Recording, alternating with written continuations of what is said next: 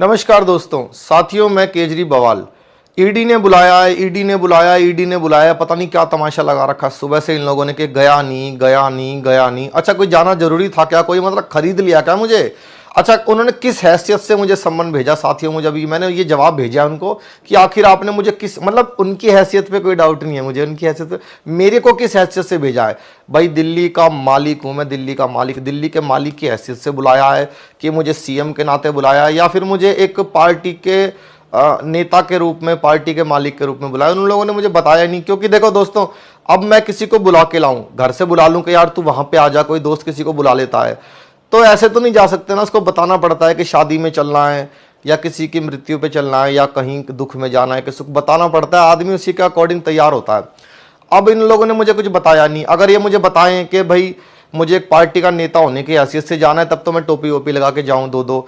अगर ये मुझे बताएं कि मुझे भाई दिल्ली के मालिक की हैसियत से जाना है, तो फिर मैं ऊपर गोल बंद गले वाली वो पहन के जाऊं।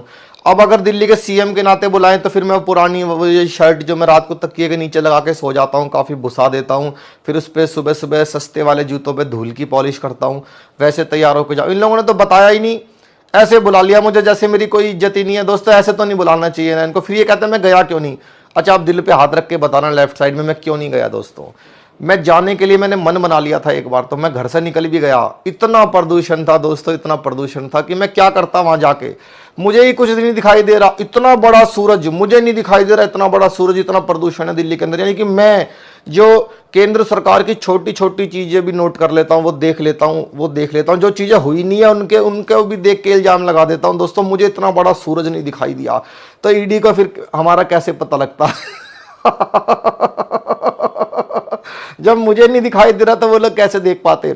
फिर वो उनको बताना चाहिए कि मुझे क्यों बुला रहे हैं वो, या तो मुझे कोई दोषी बना के बुला रहे हैं तो मैं अलग माइंडसेट के साथ जाऊं, या फिर मुझे गवाह बना के बुला रहे हैं, या किसी ने मेरी गवाही दे दी है। मुझे बताए तो सही दोस्तों, ऐसे थोड़ी होता है। अब मैंने सोचा कि मुझे जाना नहीं है, तो मैं दिल्ली के बाहर कहाँ जाऊं, मेरा है कौन इस दिल्ली के अंदर। तो मैंने फिर फ़ोन मिला, बेल बजी है, एक मिनट, बेल बज गई, घर की बेल। अच्छा, नहीं, ईडी वाले नहीं है, दीदी आई है काम वाली, ईडी नहीं आई दोस्तों, रिलैक्स। तो दोस्तों, मैंने सोचा कि मैं फ़ोन मिलाता हूँ अपने इंडी गठबंधन के लोगों को। मैंने राजस्थान में फ़ोन मिला दिया दोस्तों, क्योंकि वहाँ पे भी इंडी गठबंधन है। मैंने अशोक गहलोत जी को फ़ोन मिलाया, मुझे लगा कि शायद मैं वहाँ चला जाऊँ, जयपुर थोड़ा बहुत समय व्यतीत कर लूँ। दिल्ली में तो प्रदूषण बहुत है, यहाँ तो रह ही नहीं सकता आदमी। पॉल्यूशन इतना है कि सोल्यूशन नहीं निकल सकता किसी चीज़ का। मैंने गहलोत जी को फ़ोन मिलाया, 18 मिनट तक मुझे समझ में नहीं आया कि वो क्या बोल रहे हैं। मैंने मफलर उतार के भी सुन लिया, समझ में नहीं आया। मैंने कहा सर, मैं ईडी वाले मेरे को बुला रहे हैं, मेरे को पकड़ लेंगे, दिल्ली में प्रदूषण बहुत है, मुझे दिल्ली से बाहर आना है, क्या मैं जयपुर आ जाऊं? तो गहलोत जी कहते हैं, जी कोई हमें राजस्थान के अंदर, हमें जब कही कि प्रियंका जी के आने की बात चली, हमारे दिल्ली के अंदर आके बात चले सचिन पायलट की, जाके दिल्ली में ईडी चली। मैंने कहा सर आप क्या बोल रहे हैं, मुझे कुछ भी समझ में नहीं आ रहा, ऐसे कैसे चलेगा? उन्होंने हमारे राजस्थान में जब हमने चली बात की गोली, तो वही तुम्हारे दिल्ली से आके हमारे साथ ही मैंने फ़ोन काट दिया। उसके बाद मेरे को बहुत दुख हो रहा है। अब मुझे दिल्ली से तो जाना ही पड़ेगा दोस्तों। अब मैं एमपी निकल गया दोस्तों, दिल्ली से एमपी क्यों जाना पड़ा मुझे? अगर आज मुझे ईडी में चला जाता, अच्छा मुझे बताते कि 8-9 घंटे की जांच करेगी ईडी। मुझे आईबी के वही वाले आईबी के सूत्र बताते हैं, मतलब इंपीरियल ब्लू के सूत्र बताते हैं कि ईडी ने 8-10 घंटे मेरी जांच करने की वो साजिश रची हुई थी, सवाल जवाब कर रहे थे। और एक अंदर की बात पता चली है कि वो मुझे खिड़की के पास बिठाने वाले थे, खिड़की के पास जहां से ताजा ताजा प्रदूषण आता है दिल्ली का। साथियों, दम घुट जाता मेरा दम, मैं इसलिए निकल गया, मैं एमपी निकल गया दोस्तों। क्योंकि अब दिल्ली में जगह, मुझे एमपी बहुत काम है मुझे। अगर मैं आज मुझे ईडी पकड़ के बिठा लेती, तो वहां पे एमपी के सीएम आज रैलियों में पता है क्या बोलते?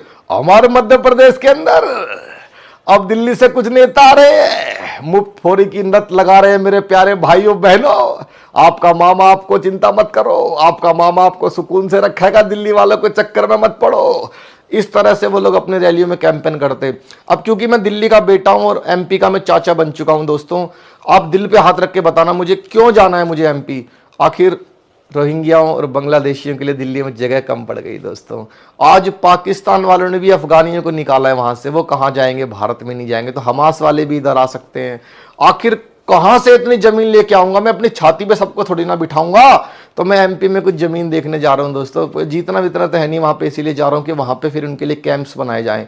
तो मुझे आप सबका सहयोग चाहिए। ये तमाशा बंद कर दो कि केजरीवाल आया नहीं, केजरीवाल आया नहीं, आया नहीं। अरे मैं क्यों आऊँगा, तुम भी तो आ सकते हो। मुझे प्रदूषण में, इतने पोल्यूशन में बुला रहे हो, शर्म नहीं आती इन लोगों को, पता नहीं क्या तमाशा लगा रखा है। कल मैं जैसे ही घर से निकला दोस्तों, एक आदमी आया मेरे पास, उसके साथ में एक बूढ़ी माँ भी थी। उन्होंने कहा कि हमारा आशीर्वाद तुम्हारे साथ है। दोस्तों मैं आशीर्वाद लेके घूम रहा हूँ, लोगों के आशीर्वाद लेके घूम रहा हूँ, और ये लोग मुझे दूसरा नोटिस जारी करेंगे, तीसरा नोटिस जारी करेंगे। अरे मुझे समझ में नहीं आता दोस्तों, मैंने ऐसी क्या गलती कर दी कि मुझे बार बार बुला रहे हैं। मालिक को, मैं किसी मालिक को कोई ऐसे कैसे बुला सकता है? एक बार इनसे सवाल तो पूछो। सवाल नहीं पूछते दोस्तों आप लोग इनसे। दिल पे हाथ रख के बता रहा हूँ, जाऊंगा नहीं मैं, मुझे पता है पकड़ के बिठा लेंगे। धन्यवाद।